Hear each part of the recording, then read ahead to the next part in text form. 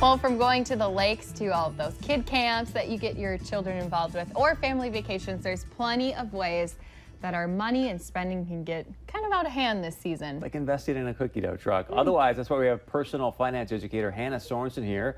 We're going to talk about how we can be smarter this summer with our money. Welcome back to the show. Thanks for having me. So things can get out of hand. Like the weather important. gets nice and you're just like, shh, let's make it rain. And you're like, oh, wait a second, I'm out. Yeah, it's easy to let money get out of hand in the summer because we have time to do things, and often kids are at home, so that really changes your schedule and you want to keep them busy, so you end up spending money. And you just want to be out. Like you want to be out doing stuff and getting good food and Enjoying our weather that doesn't last very long.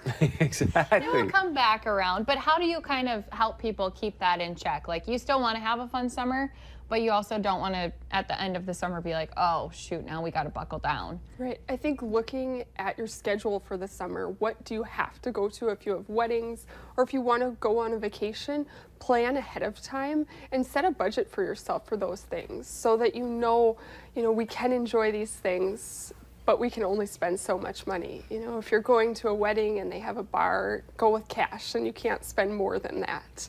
If you're traveling with your kids, give them a budget for souvenirs so they don't keep asking you. And set that expectation before you travel so they don't keep asking and hounding you to have something more. That's really smart.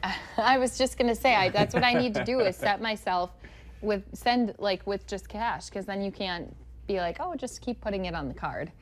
Right. Actually having to stop and not having more to spend will keep you inside that budget and keep your goals on track. What do you see as the biggest missteps when it comes to the summertime? I think wanting to do everything and just not paying attention to your budget. So really trying to get everything in this short amount of time. And that's where you have to make priorities and know how many things can you or can't you do.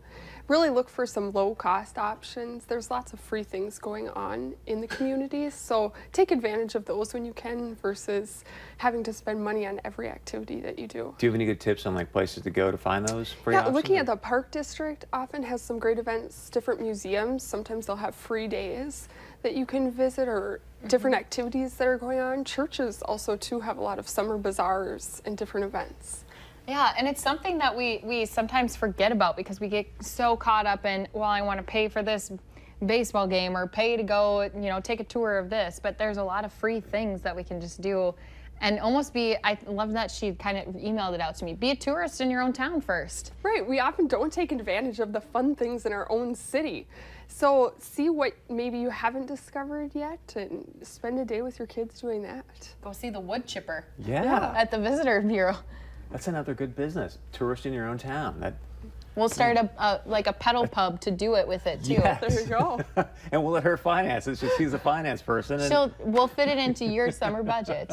But it is important because money can start to get kids involved with all the camps, and then you take all these vacations. If you're not thinking and conscious of it, it all of a sudden can just get out of control. And set expectations with your kids too with camps. How many can they be involved with? How many activities do you really want to be driving to? All of a sudden summer goes really quickly because you have no downtime.